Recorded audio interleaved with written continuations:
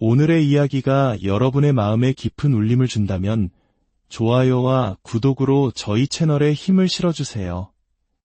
여러분의 작은 참여가 하나님의 말씀을 더 널리 전하는 귀한 통로가 됩니다. 여러분의 삶에 늘 하나님의 평강이 함께하기를 기도합니다. 이제 오늘의 이야기를 시작하겠습니다. 기독교적 세계관의 기초가 없는 사람에게 어떻게 그것을 설명하고 이해시킬 수 있을까요? 누군가와 대화를 시작할 때 저는 먼저 이것부터 파악해야 합니다. 이 사람의 생각은 어디에서 비롯되었는가? 만약 상대방이 자신을 크리스천이라고 밝히고 성경을 기준으로 대화한다면 접근 방식은 명확해집니다. 하지만 스스로 크리스천이 아니라고 말한다면 저는 조금 다른 지점에서 이야기를 시작해야 합니다. 오늘 저는 잠언 13장 22절의 말씀을 중심으로 이야기를 이어가고 싶습니다. 선인은 그 산업을 자자손손에게 끼쳐도. 저는 여기서 산업이라는 단어를 유산이라는 말로 바꾸어 생각하는 것을 좋아합니다. 우리는 과연 다음 세대와 이 세상에 어떤 영적인 유산을 남기고 있는 걸까요? 오늘 여러분과 나누고 싶은 두 개의 성경 구절이 있습니다. 첫째는 시편 11편 3절입니다. 터가 무너지면 의인이 무엇을 할까? 이 말씀을 통해 우리는 스스로와 다음 세대가 어떻게 하면 모든 생각의 기초, 그 근본을 튼튼히 세울 수 있을지 고민해야 합니다. 지금 우리에게 주어진 과제는 모든 것을 근본부터 생각할 줄 아는 세대를 길러내는 것입니다. 두 번째는 베드로전서 3장 15절입니다. 너희 마음에 그리스도를 주로 삼아 거룩하게 하고 너희 속에 있는 소망에 관한 이유를 묻는 자에게는 대답할 것을 항상 준비하되. 여기서 대답할 것 또는 변호할 것이라는 말은 헬라어로 아폴로기아이며 우리가 기독교 변증이라고 부르는 말의 어원입니다. 이는 우리가 무엇을 믿는지, 왜 믿는지 명확히 알고 우리가 물려받은 기독교 신앙을 굳건히 변호할 수 있어야 함을 의미합니다. 우리는 과연 근본적으로 사고하며 세상의 회의적인 질문에 답하고 신앙을 지켜낼 수 있는 다음 세대를 키워내고 있습니까? 오늘날 우리가 사는 서구 사회, 그리고 나아가 전 세계는 매일 기독교적 가치에서 멀어지고 있습니다. 도덕적 상대주의가 문화 전반에 깊숙이 스며들었습니다.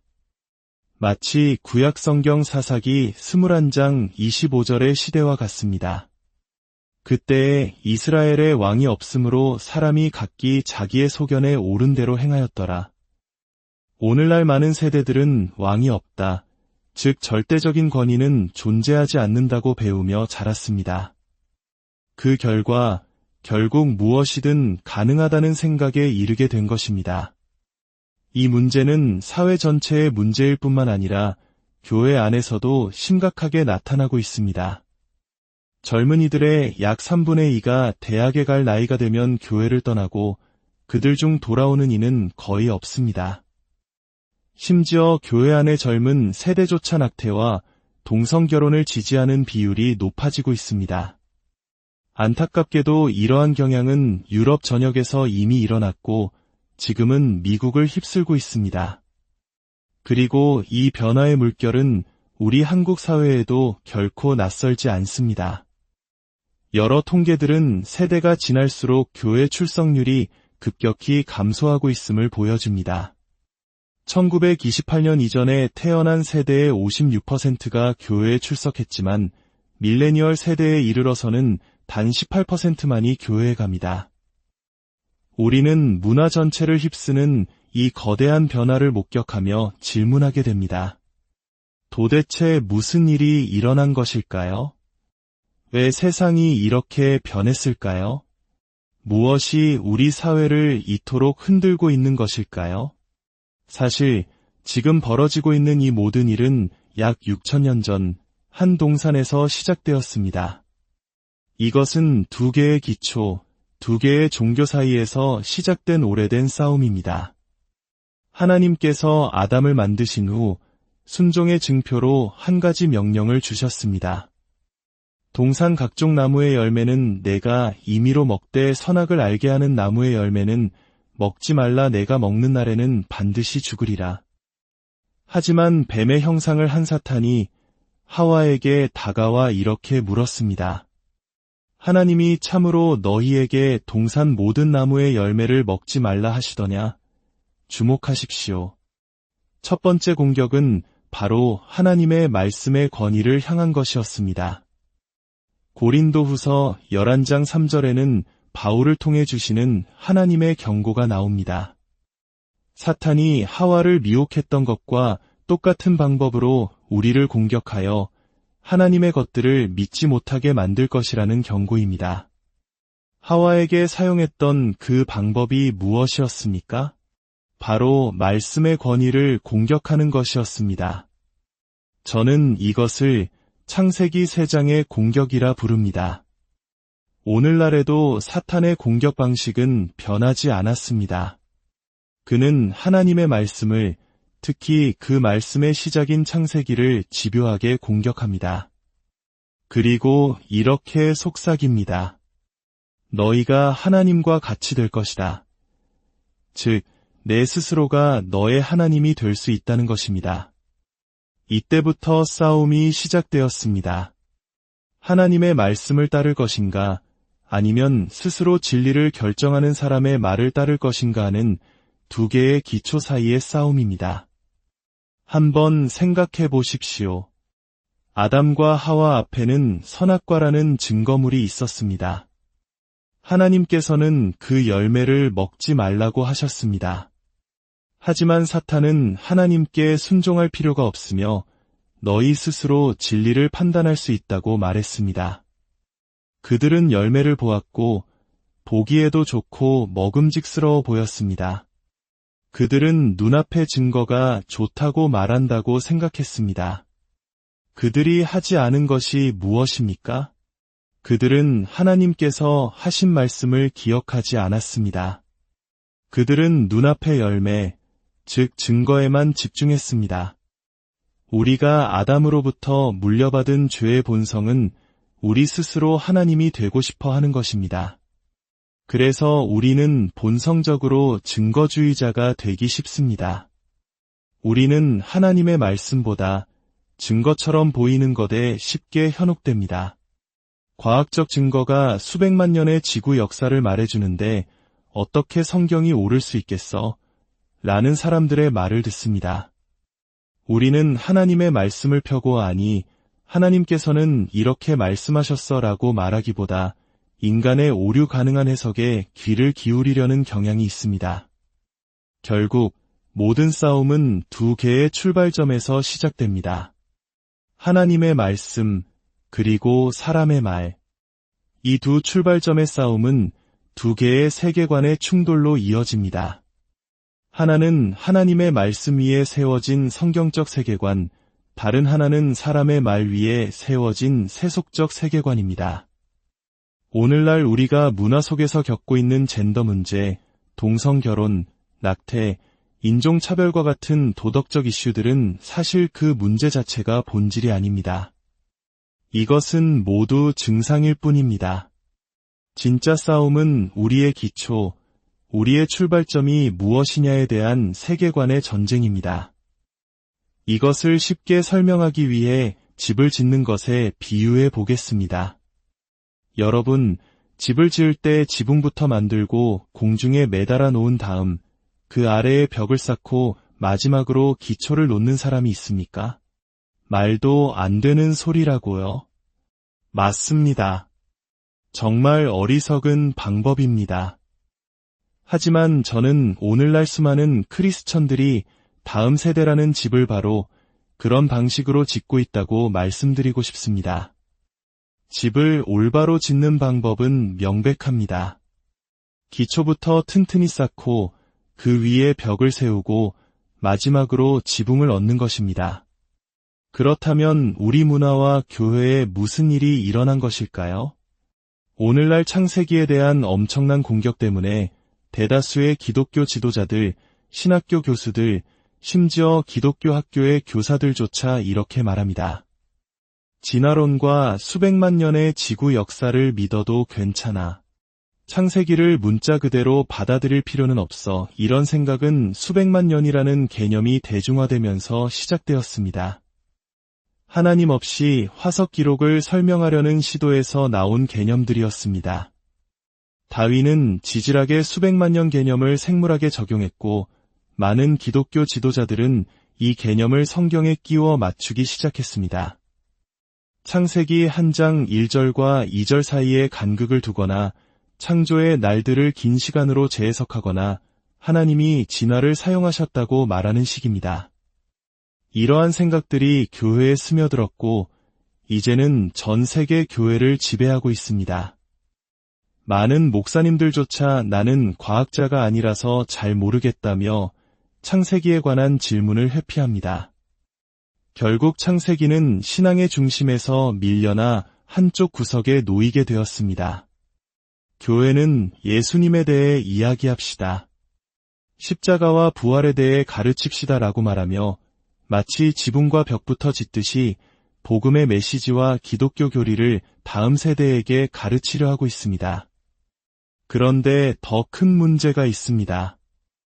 교회에 다니는 아이들의 90% 이상이 공립학교에 다닙니다.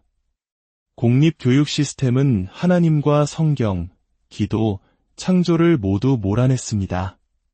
그들은 종교를 없앤 것이 아니라 기독교를 몰아내고 그 자리에 자연주의라는 종교, 즉 모든 것을 하나님 없이 자연적인 과정으로 설명할 수 있다는 무신론의 종교를 세웠습니다. 그 종교의 기초는 인간이 진리를 결정한다는 것입니다. 결국 우리 아이들은 학교에서 사람의 말에서 시작하도록 배우고 교회와 가정에서는 하나님의 말씀으로 된 기독교의 구조물을 억지로 얹으려고 합니다. 잘못된 기초 위에 지어진 집이 무너지는 것은 당연한 결과입니다. 왜 우리는 그것이 무너지는지 의아해하는 것일까요? 그래서 오늘날 교회에서 자란 아이들은 혼란스러워합니다. 동성결혼, 낙태, 트랜스젠더와 같은 수많은 문제들 앞에서 무엇을 믿어야 할지 모릅니다. 왜냐하면 교회는 성경을 도덕과 영성, 관계에 대한 인생 지침서 정도로 축소시켜 버렸기 때문입니다. 저는 이것이 오늘날 교회의 실패라고 생각합니다. 성경이 단순한 인생 지침서가 아님을 다음 세대에게 제대로 가르치지 못한 실패입니다. 성경은 모든 것을 아시고 거짓말하지 않으시는 창조주 하나님의 계시입니다. 우리가 이 세상을 올바로 이해하고 우리가 누구이며 우리의 문제가 무엇이고 그 해결책이 무엇인지를 알 수 있도록 주어진 핵심 정보입니다. 만약 우리가 우리 자녀들과 교회학교, 청년부 학생들에게 이것은 너의 모든 생각의 기초가 되는 하나님의 말씀이다 라고 가르쳤다면 어땠을까요? 궁극적으로 세상에는 수백 개의 종교가 있는 것이 아닙니다. 단 2개의 종교만이 존재합니다. 사람의 말에서 시작하는 종교, 그리고 하나님의 말씀에서 시작하는 종교입니다. 교회가 진화론과 수백만 년의 역사를 성경에 타협하는 순간, 오류 가능한 사람의 생각을 오류 없는 하나님의 말씀에 삽입하는 순간, 우리는 사람을 하나님 말씀 위에 두는 것입니다. 그 순간 우리의 출발점은 이미 사람의 말이 되어버린 것입니다. 이 싸움은 에덴 동산에서 시작되었고 오늘날에도 똑같이 계속되고 있습니다. 빛과 어둠, 선과 악, 반석 위에 지은 집과 모래 위에 지은 집, 그리스도를 따르는 것과 반대하는 것. 이 모든 대립은 성경 전체를 관통하는 주제입니다. 제가 겪었던 실제적인 예를 하나 들어보겠습니다. 한 번은 어떤 컨퍼런스에서 한 분이 제게 다가와 이렇게 말했습니다. 저는 동성애자이고 동성 결혼을 믿습니다. 여기에 대해 어떻게 생각하십니까? 그때 제가 성경에 따르면 그것은 죄입니다. 그렇게 해서는 안 됩니다. 라고 말했을까요? 아닙니다. 저는 그렇게 말하지 않았습니다. 왜냐고요? 그것이 죄가 아니라고 생각해서가 아닙니다. 결혼은 하나님이 정하신 한 남자와 한 여자의 결합입니다. 그렇다면 왜 저는 그 사람에게 그것이 잘못이라고 바로 말하지 않았을까요? 기초가 없는 사람에게 기독교 세계관의 구조물을 얹을 수는 없기 때문입니다. 제가 가장 먼저 확인해야 할 것은 그의 생각이 어디서부터 오는가입니다. 그래서 저는 이렇게 대답합니다. 제가 왜 그렇게 믿는지 먼저 설명해 드려도 될까요? 저는 성경에서부터 시작합니다. 만약 그가 저는 성경을 믿지 않습니다 라고 말한다면 저는 오히려 기회라고 생각합니다. 좋습니다. 성경의 어떤 부분이 마음에 걸리시나요? 과학이 성경의 오류를 증명했나요? 신화에 불과한가요? 탄소 연대 측정법, 공룡, 빅뱅, 무엇이든 말씀해보세요. 그리고 저는 제가 아는 한 최선을 다해 답변을 제시합니다. 제 믿음을 변호할 수 있음을 보여주는 것입니다. 그리고 나서 저는 이렇게 말합니다. 제가 많은 답변을 드렸지만 당신이 그것을 받아들이든 아니든 핵심은 이것입니다. 저의 출발점은 바로 여기, 성경입니다. 저는 이것이 모든 것을 아시는 하나님의 계시라고 믿습니다. 이것이 제 생각의 기초입니다. 만약 당신이 저와 다른 기초를 가지고 있다면 우리는 당연히 이 문제들에 대해 동의할 수 없을 것입니다. 우리의 세계관 자체가 다르기 때문입니다. 만약 자신을 크리스천이라고 밝힌 사람이 동성결혼을 믿는다고 말한다면 저는 이렇게 접근합니다. 형제님, 이 크리스천이라면 이 성경을 하나님의 말씀으로 믿으실 겁니다. 그렇다면 우리는 이 책을 다르게 해석하고 있는 것 같습니다. 동성 결혼 문제를 이야기하기 전에 왜 우리가 창세기를 다르게 해석하는지 먼저 이야기해야 합니다. 그 기초를 다루지 않고서는 다른 문제들을 다룰 수 없습니다. 최근에 제가 겪었던 실제 상황을 통해 이 원리가 어떻게 적용되는지 보여드리겠습니다. 2018년 저는 센트럴 오클라호마 대학교에서 강연 초청을 받았습니다. 하지만 얼마 지나지 않아 초청이 취소되었습니다. 캠퍼스 내 성소수자 그룹이 그는 결혼이 한 남자와 한 여자의 결합이라고 믿는다. 그것은 혐오 발언이다. 라고 주장하며 반대했기 때문입니다. 오늘날에는 성경을 믿는 것이 혐오 발언이 되는 시대입니다. 이 사건은 전국적인 뉴스가 되었고 표현의 자유 문제로 번졌습니다. 결국 엄청난 압박 끝에 대학 총장이 직접 제게 전화를 걸어 강연을 다시 초청했습니다. 신문 헤드라인은 논란 많은 연사와 함께하는 표현의 자유 행사로 바뀌었습니다. 성경을 믿고 창세기를 믿고 결혼이 남자와 여자의 결합이라고 믿는 것이 논란이 된 것입니다. 강연 당일 강당은 언론, 교수, 학생, 외부인, 그리고 저를 반대했던 성소수자 그룹 멤버들로 가득 찼습니다. 저는 이런 혼합된 청중 앞에서 어떻게 말해야 할지 막막했습니다. 하지만 이내 깨달았습니다. 이것이 바로 우리가 사는 세상의 모습이다.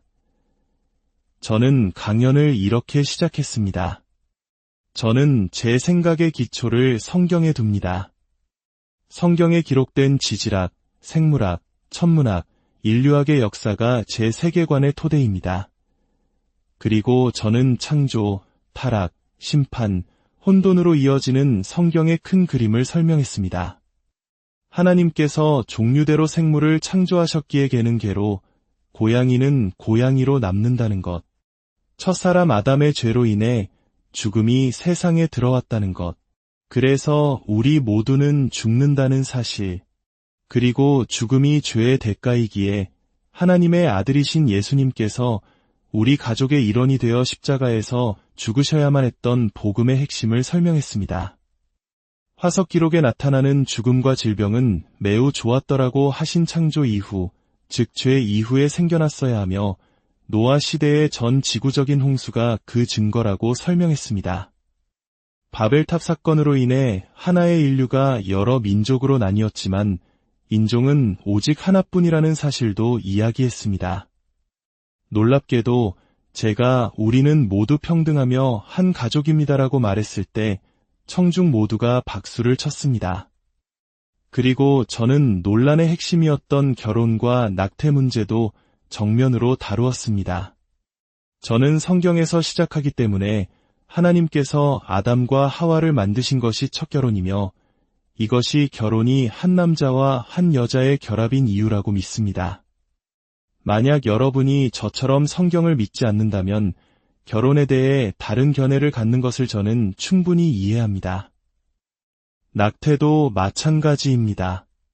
하나님께서 사람을 자신의 형상대로 만드셨기에 정자와 난자가 만나는 순간 하나님의 형상을 지닌 고유한 한 인간이 시작됩니다. 따라서 낙태는 살인입니다. 하지만 만약 여러분이 인간은 그저 동물일 뿐이고 하나님은 없다고 믿는다면 낙태에 대해 다른 견해를 갖는 것을 저는 이해합니다. 저는 감정적인 논쟁을 피하고 근본적인 기초의 차이에서 문제를 다루었습니다. 질의응답 시간에 성소수자 그룹의 한 학생이 이런 질문을 했습니다. 저는 성령 충만한 크리스천이며 동시에 성소수자 커뮤니티의 일원입니다. 하나님께서 제게 직접 말씀하신 경험은 교회의 전통적인 가르침과 맞지 않았습니다. 과학이 제게 평화를 주었습니다. 제가 하나님의 자녀이면서 동시에 성소수자라는 경험이 유효하지 않다고 말씀하시나요? 저는 이렇게 대답했습니다. 저는 기록된 하나님의 말씀에 대해 이야기해왔습니다. 당신은 하나님께서 당신에게 직접 말씀하셨다고 합니다. 하지만 만약 이 두 음성이 같은 하나님에게서 나온 것이라면 그분의 입으로 하신 말씀이 그분이 기록하신 말씀과 모순될 수는 없습니다. 당신이 크리스천으로서 성경을 믿는다면 우리는 창세기에 대해 다른 해석을 하고 있는 것입니다. 동성애 문제를 논하기 전에 우리는 왜 성경의 기초를 다르게 보는지부터 이야기해야 합니다. 강연이 끝난 후 한 교수는 제게 다가와 제가 상황 전체를 무장해제시켰다고 말했습니다. 학생들은 제가 그들을 악한 사람들로 몰아붙여 혐오 발언으로 공격할 빌미를 찾을 것이라 예상했지만 저는 그들의 예상을 완전히 빗나가게 했습니다. 저는 싸움의 장소를 문제의 지붕에서 기초로 옮겼기 때문입니다. 우리는 다음 세대에게 이렇게 근본적으로 생각하는 법을 가르쳤습니까? 슬프게도 저는 그렇지 않다고 봅니다. 교회에서 자란 수많은 아이들이 자신의 생각이 어디서부터 시작되는지조차 모릅니다. 세상의 교육은 인간을 하나님으로 삼는 기초 위에 서 있도록 가르쳤지만 우리는 그들에게 두 개의 기초가 있다는 사실조차 제대로 알려주지 못했습니다. 만약 우리가 다음 세대에게 올바른 기초를 세워주고 잘못된 기초가 무엇인지 분별하게 하고 그로 인한 세계관의 충돌을 이해시키고 자신의 믿음을 변호할 답변들로 무장시켰다면 우리는 세상을 바꿀 수 있었을 것입니다. 창세기 1장 27절은 말합니다. 하나님이 자기 형상 곧 하나님의 형상대로 사람을 창조하시되 남자와 여자를 창조하시고 이 한 구절이 젠더 문제를 해결합니다. 창조 질서는 생물학적인 남자와 생물학적인 여자입니다. 물론 죄로 인해 세상이 망가졌기에 유전적 문제나 생리적 문제와 같은 예외적인 경우들이 있습니다. 하지만 우리는 그 예외를 들어 창조 질서 전체를 무너뜨릴 수는 없습니다. 이것을 이해하려면 원래 세상은 완벽했지만 지금은 그렇지 않다는 기초적인 이해가 필요합니다. 많은 주일학교 교재는 아이들에게 하나님이 만드신 이 아름다운 세상을 보렴이라고 가르칩니다. 하지만 지금 세상은 아름답지 않습니다. 죄와 저주, 죽음과 홍수로 인해 망가진 세상입니다. 창세기 1장 27절은 또한 낙태 문제를 해결합니다. 우리는 하나님의 형상대로 창조되었습니다. 수정되는 순간부터 우리는 고유한 인간입니다. 따라서 낙태는 살인입니다. 한 젊은 여성이 제게 와서 울먹이며 말했습니다. 저는 평생 교회를 다녔지만 제가 하나님의 형상대로 지어졌다는 것을 DNA에 담긴 의미를 이렇게 들어본 적이 없어요. 그녀는 근본적으로 생각하는 법을 배우지 못했던 것입니다. 저는 그녀에게 말했습니다. 성경은 말합니다. 만일 우리가 우리 죄를 자백하면 그는 미쁘시고 위로우사 우리 죄를 사하시며 우리를 모든 불의에서 깨끗하게 하실 것이요. 그녀는 비로소 자유를 얻은 듯 환하게 웃었습니다. 결혼의 기초 역시 창세기에 있습니다. 하나님은 남자를 흙으로 만드시고 그의 갈빗대로 여자를 만드셨습니다. 그래서 남자가 부모를 떠나 그의 아내와 합하여 둘이 한 몸을 이루는 것입니다. 예수님께서도 결혼에 대해 질문받으셨을 때 창세기 1장과 2장을 인용하시며 사람을 지으신 이가 본래 그들을 남자와 여자로 지으시고 이러므로 사람이 그 부모를 떠나서 아내에게 합하여 그 둘이 한 몸이 될지니라고 말씀하셨습니다. 창세기의 역사가 바로 결혼의 기초입니다. 성경의 모든 교리는 직간접적으로 창세기 1장부터 11장의 기초를 두고 있습니다. 죄, 죽음, 예수님께서 십자가에서 죽으셔야 했던 이유, 우리가 옷을 입는 이유, 결혼, 이 모든 것의 답이 창세기에 있습니다. 그런데 오늘날 교회와 기독교 지도자들은 아이들에게 수백만 년의 지구 역사를 믿어도 괜찮다고 가르쳤습니다. 화석 기록을 보면 동물들이 서로 잡아먹고 뼈에는 암과 같은 질병의 흔적이 가득합니다. 만약 수백만 년의 죽음과 고통과 질병이 인간이 등장하기 전부터 있었다면 하나님께서 모든 것을 지으시고 보시기에 심히 좋았더라고 하신 말씀은 어떻게 되는 것입니까? 그리고 인간의 죄 때문에 죽음이 세상에 들어왔다는 성경의 가르침은 어떻게 되는 것입니까? 이 두 가지는 동시에 사실일 수 없습니다. 사랑하는 여러분, 문제는 낙태, 동성결혼, 인종차별과 같은 사회적 이슈들이 아닙니다. 그것들은 모두 증상입니다. 진짜 문제는 기초가 무너진 것입니다. 하나님의 말씀이라는 기초에서 사람의 말이라는 기초로 옮겨간 것입니다. 이것은 교회가 그리고 우리 기독교인 가정이 다음 세대를 성경 위에 특히 창세기 위에 굳건히 세우는데 실패했기 때문입니다. 우리는 아이들을 세상에 넘겨주며 너희가 기초를 가르쳐라. 우리는 그 위에 예수님을 소개하겠다고 말한 것과 같습니다. 그리고 이제 와서 아이들을 잃고 있는지 의아해하고 있습니다. 사탄의 전략은 교묘합니다. 그는 기독교라는 성 전체를 공격하지 않습니다. 그는 하나님이 정말 그렇게 말씀하셨느냐 고 물으며 그 성의 기초인 창세기를 공격합니다. 그리고 교회의 많은 이들이 그 기초의 일부는 없어도 괜찮다고 타협했습니다. 하지만 기초 전체가 없으면 그 위의 구조물은 무너질 수밖에 없습니다. 만약 우리가 다음 세대에게 영적인 유산을 성공적으로 물려주길 원한다면 우리는 그들을 하나님의 말씀이라는 기초 위에 세워야 합니다. 창세기에서 시작하여 근본적으로 생각하고 올바른 세계관을 구축하도록 도와야 합니다. 그리고 세상의 공격 앞에서 자신의 신앙을 변호할 수 있도록 준비시켜야 합니다. 진짜 싸움은 바로 이 기초에서 벌어지고 있습니다. 이 사실을 깨달을 때 우리는 비로소 세상의 문제들을 올바로 이해하고 대처할 수 있게 될 것입니다. 이야기가 끝이 아니라 여러분이 이 메시지를 가지고 나아가 주변 사람들이 근본적으로 생각하도록 돕는 새로운 시작이 되기를 간절히 바랍니다. 여러분의 삶의 모든 영역에서 하나님의 말씀이 견고한 반석이 되기를, 그리하여 어떤 풍파에도 흔들리지 않는 믿음의 집